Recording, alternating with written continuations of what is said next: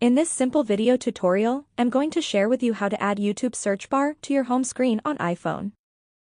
This significantly improves user convenience by offering instant access to content without opening the app first, hence saving time and allowing users to quickly search for videos, tutorials, or entertainment directly from the home screen. To do this, simply long hold onto your screen. You will then tap onto this plus icon right here. Scroll down onto the option of YouTube search.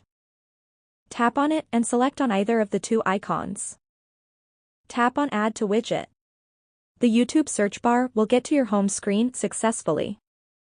This streamlines the browsing experience, making it easier for frequent users to engage with their favorite content and stay connected to trending videos, all with just a single tap.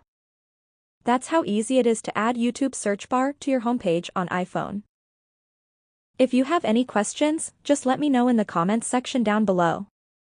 Please don't forget to leave a like, share and subscribe for more video tutorials like this one.